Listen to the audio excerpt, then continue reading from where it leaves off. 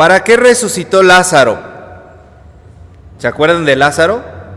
Personaje amigo de Jesús que Jesús resucita. Lo resucita, pero ¿para qué lo resucita? Porque el personaje de Lázaro ha impactado a mucha de la cultura a través de los siglos durante mucho tiempo. Lázaro ha sido un personaje enigmático para, por ejemplo, la literatura. Se han hecho novelas sobre Lázaro. Para el cine se han hecho películas sobre Lázaro. Incluso hay hasta videojuegos sobre Lázaro. Se llama un videojuego de ellos que está disponible en internet, Proyecto Lázaro. La literatura ha imaginado mucho de cómo Lázaro pudo haber vivido después de haber sido resucitado. Y la mayoría de estas personas imaginan que Lázaro era una persona pues realmente como atribulada, ensimismada, que siempre estaba como callado, apartado de los demás, y que siempre se estaba como preguntando y dudoso de ¿para qué resucité? ¿Por qué Cristo me resucitó? A pesar de que era muy amigo de Jesús, en algún momento Lázaro se llega a preguntar eso, de acuerdo a lo que imagina toda esta gente que ha hecho muchas obras de Lázaro, ¿no? Y es que Lázaro es una rareza dentro de la Biblia.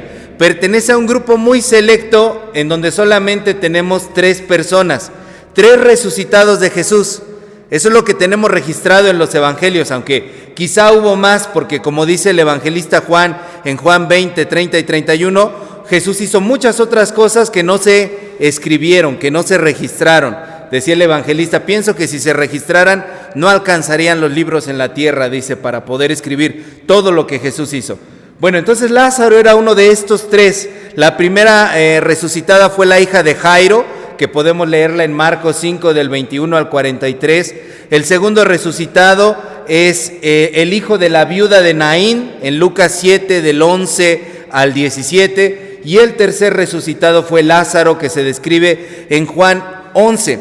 ¿Qué pasó con Lázaro después de que resucitó? En la Biblia no sabemos mucho, pero la tradición nos dice algunas cosas sobre Lázaro. Hay por lo menos 2 versiones muy marcadas de qué pasó con Lázaro después de que resucitó.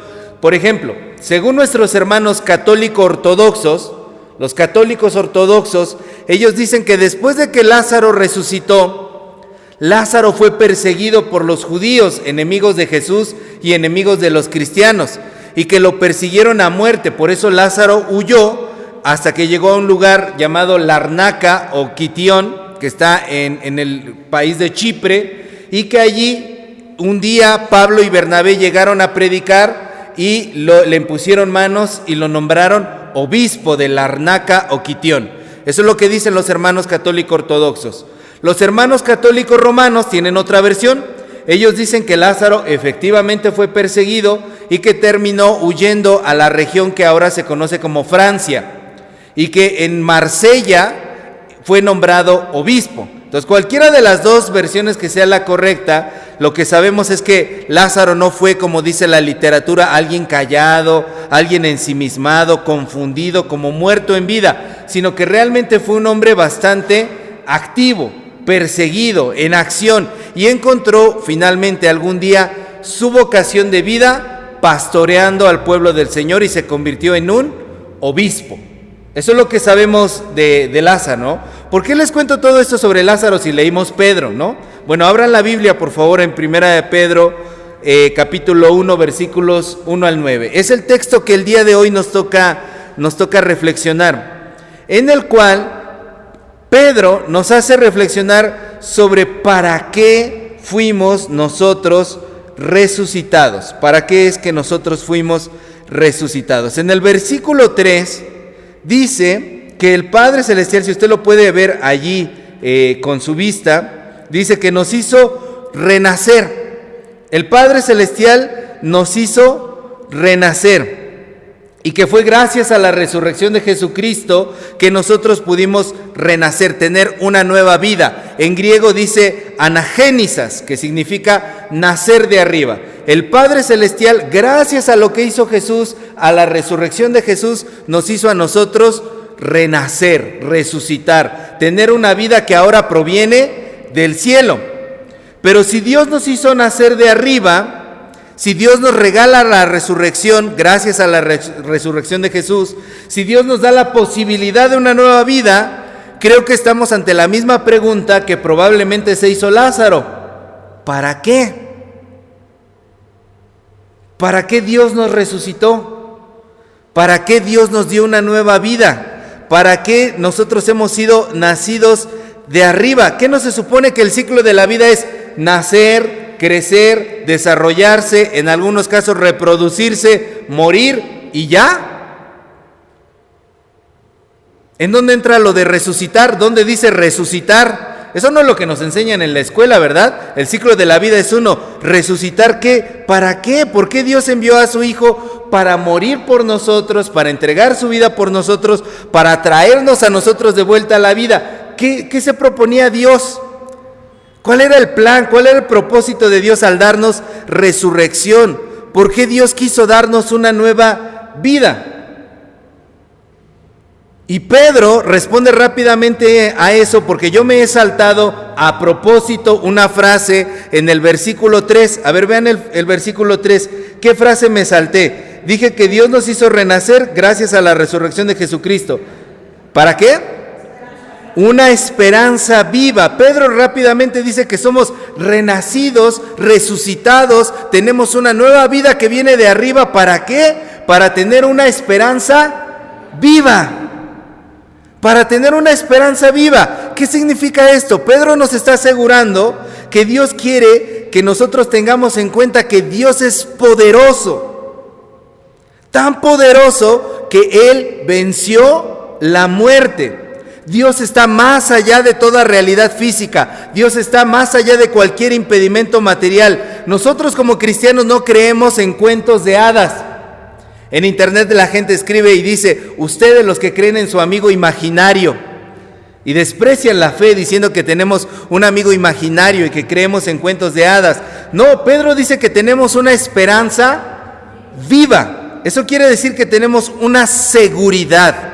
Y si usted se fija en el versículo siguiente, dice que tenemos una herencia, ¿qué? Incorruptible. En los versículos 3 y 4 ahí Pedro está expresando que la realidad que vivimos nosotros, los que hemos nacido de nuevo, es esa.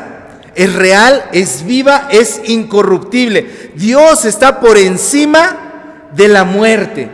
Y no solamente la muerte en sentido físico. El pecado es muerte.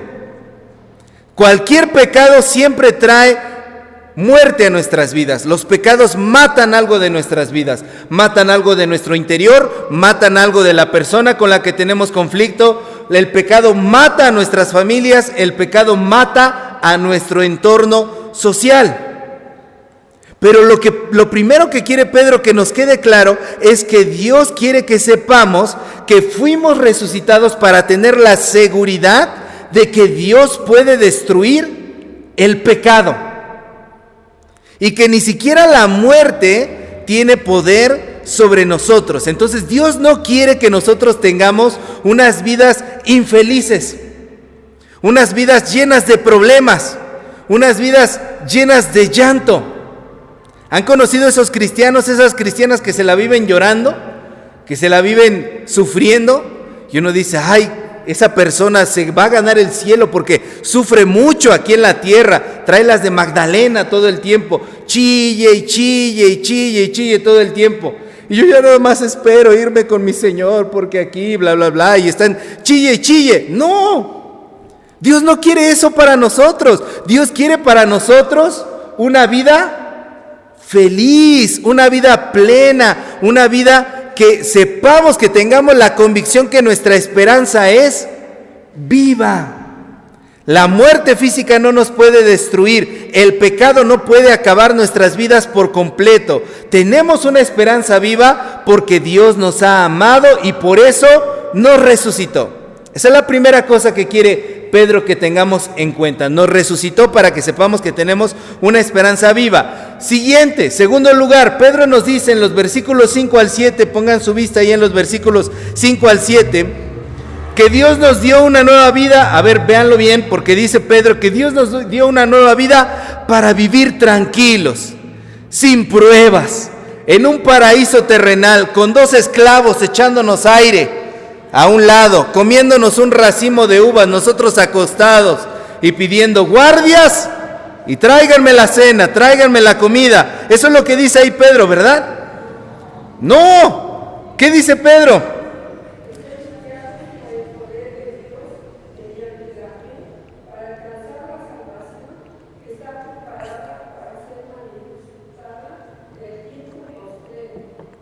Dice que vamos a tener ¿qué? Aflicciones y pruebas. Incluso usa la expresión que dice que vamos a ser probados por fuego.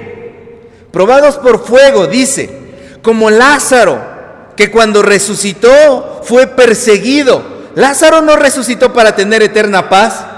Lázaro no resucitó ya, ay hermanos, yo ya fui resucitado, floto, levito, me traslado así, yo ya no tengo hambre, no tengo llanto, no tengo dolor. No, Lázaro fue perseguido hasta casi la muerte, tuvo que huir. Lázaro fue resucitado para tener una nueva vida, que significa tener nuevas fuerzas. Jesucristo le dio nuevas fuerzas porque cuando Lázaro resucitó, los retos que enfrentó fueron más grandes. Y muchas personas ignoran esto.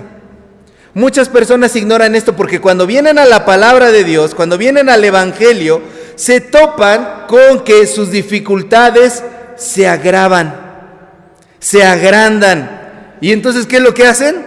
Salen corriendo. Yo me acerqué a Dios para que me resolviera todos mis problemas y resulta que cuando me acerqué a Dios, mis problemas se hicieron más grandes. No, yo ya no quiero saber nada del Evangelio.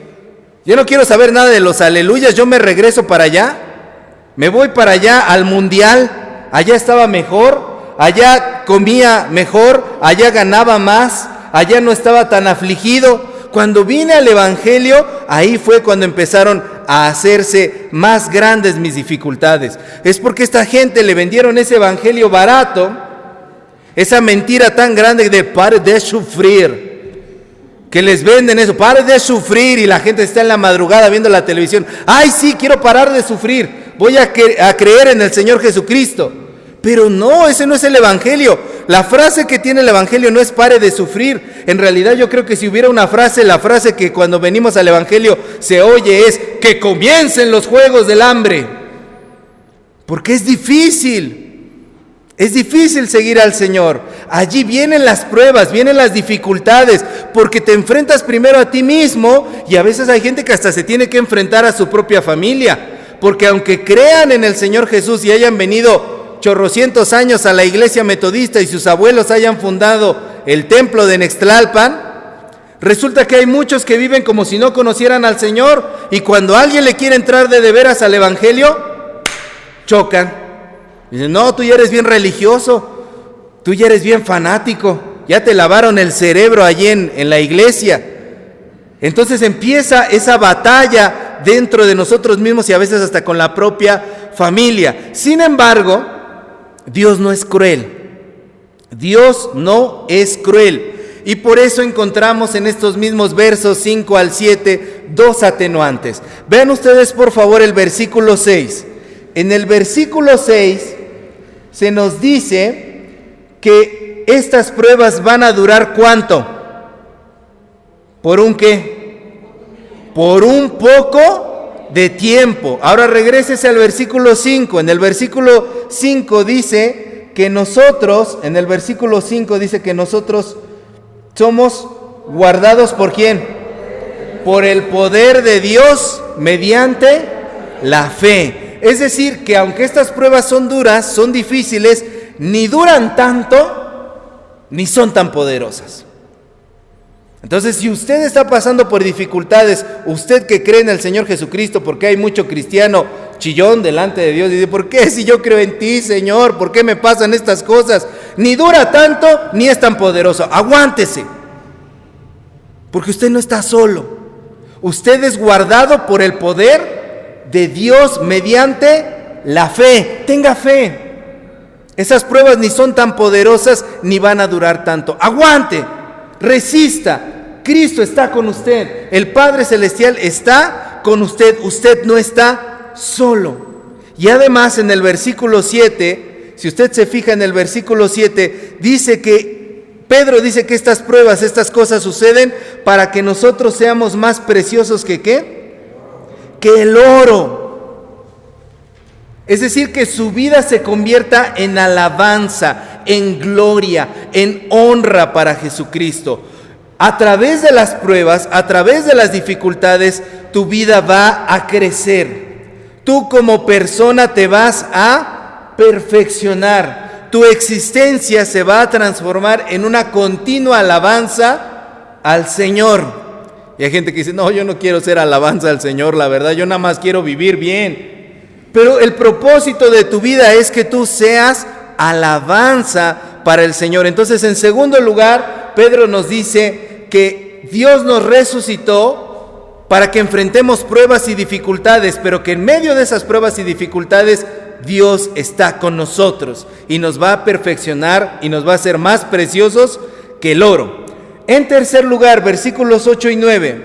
Versículos 8 y 9. Dios nos resucitó para generar amor. Dice, a quien amáis, ¿qué? Sin haberle visto. Dios nos resucitó para generar amor. A ver, vamos a leer los versículos 8 y 9. A quien amáis sin haberle visto, en quien creyendo, aunque ahora no lo veáis, os alegráis con gozo inefable y glorioso, obteniendo el fin de vuestra fe, que es la salvación de vuestras almas. Dios te resucitó para que tengas amor, para que tengas gozo y para que tengas un propósito en tu vida. Amamos a Dios sin haberlo visto. Es una verdad que proviene del Espíritu Santo. El amor que no necesita pruebas. La palabra que se utiliza aquí en griego es amor ágape. El amor ágape es un amor incondicional. Y ágape en hebreo se dice agab. Agab, que es una cosa preciosísima. Cuando yo investigué esta palabra me quedé sorprendido. Es el amor. En hebreo significa el amor que te hace suspirar. Es el amor que tienen los novios cuando recién se conocen. Así, y ven al novio, ven a la novia y se quedan enlelados. Es el amor que te hace suspirar. Es el amor que te hace vivir enamorado. ¿Vives enamorado de Dios? ¿Vives suspirando por Dios? ¿O ya se te volvió un amor de rutina, de esos amores aburridos, de esos amores que ya no tienen nada que dar? ¿Vives enamorado de Dios? ¿Vives suspirando por Él? Eso es lo que quiere el Señor producir en nosotros. Para eso nos resucitó. Que cuando te hablen de Dios tú digas, sí quiero. No digas, otra vez ir al templo, otra vez leer la palabra, qué aburrido. Y dice que quiere producir en ti un gozo. Gozo en griego se dice jará o jairo. Si alguien aquí se llama Jairo o conoce a un Jairo, significa gozo. El gozo no es euforia. La euforia es estar bien loquito, andar por aquí, por allá. Como cuando anda usted en la feria de San Francisco, de San Esteban o en otro lado, la de Santana, ¿no? Eso es euforia. El gozo, en cambio, es un estado tranquilo, de satisfacción en medio de las pruebas. Eso es el gozo, satisfacción, un estado tranquilo en medio de las pruebas. Y yo te pregunto, ¿tienes gozo? En medio de las pruebas, ¿eres de los que está tranquilo, satisfecho, calmado? ¿Puedes ver las cosas con tranquilidad? ¿Estás contento? ¿O eres de los que viven angustiado? Eres un cúmulo de nervios que no puedes nada más contigo mismo y dices, ay Diosito, ¿a qué hora llegará? ¿Cuándo se resolverá? ¿Cómo le haremos? ¿Qué esto, que el otro? Y estás dando y dando vueltas y hasta mareas a los de tu casa y andas para aquí y para allá. ¿Tienes gozo? El gozo es tranquilidad en medio de la prueba. Y dice también que quiere que tengamos un propósito, que lleguemos a un fin. Eso en griego se dice telos y significa límite, culminación, resultado, propósito de tu vida. Dios quiere que llegues al final de la meta. Dios quiere que tengas un final definido, un objetivo hacia el cual tú te estás dirigiendo. Dios quiere que tu vida tenga un sentido y que tú vayas caminando y avanzando hacia ese objetivo y esa misión. Y yo te pregunto, ¿tu vida tiene un propósito? ¿Tu vida tiene una misión? ¿O vives la vida nada más por vivir? ¿Te levantas en la mañana y sabes por qué te levantas? ¿Para qué te levantas? ¿O te levantas en la mañana y dices 5 minutos más? No quiero. ¿Saben por qué nos pasa a veces eso? Porque no tenemos un objetivo claro. No hay motivación. No hay algo que te diga, yo quiero levantarme para hacer esto. Tengo que levantarme a esta hora para realizar esto. Entonces, si no tienes un motivo, no tienes un propósito, vas a lidiar en tus mañanas para levantarte y en el resto del día para mantenerte, porque no sabes hacia dónde estás caminando. En tercer lugar, entonces, nos dice Pedro, somos resucitados porque Dios quiere producir en nosotros amor, gozo y un propósito. Entonces, en resumen, hermanos, ¿para qué nos resucitó el Señor? ¿Para qué nos hizo nacer de lo alto? Para tener esperanza, para atravesar las pruebas, para amar con gozo y caminar hacia un propósito. Los cristianos tenemos que tener un motivo para levantarnos cada mañana, una razón para vivir suspirando por Dios. Tenemos que tener la seguridad de que ningún mal puede contra nosotros.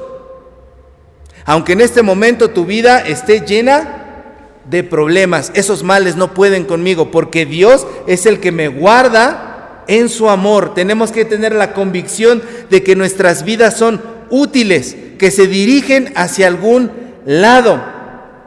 Entonces, hermana, hermano, la próxima vez que tú te sientas cabizbajo, que sientas que el mal está invadiendo tu vida, que sientas que la muerte está invadiendo tu vida de alguna forma, alza el rostro, levanta la cara y recuerda estas palabras que están aquí en Primera de Pedro 1, del 3 al 9. Eres nacido de nuevo, eres nacido de lo alto, alza el rostro, tú fuiste resucitado, tienes una esperanza, tienes amor, tienes gozo, tienes un propósito. Y como decía el poeta popular, abre los brazos fuertes a la vida. No dejes nada a la deriva. Vive la vida intensamente. Eso es lo que decía el poeta popular. ¿Se saben la canción, no? ¿La han escuchado alguna vez? Bueno, para eso nos resucitó el Señor. Para que vivamos con todo el corazón. Que tu vida valga la pena. Para eso te resucitó Cristo. ¿Amén? Póngase de pie, hermano. Vamos a orar. Amado Padre, gracias, Señor. Gracias por el regalo hermoso que nos das de poder conocer que en tu resurrección también nosotros somos partícipes y también, Señor, tenemos un motivo por el cual hemos sido resucitados por tu gracia. Señor, en tu nombre estamos, descansamos, caminamos y nos movemos, porque tú, Señor, vas con nosotros. En el nombre de Jesús. Amén.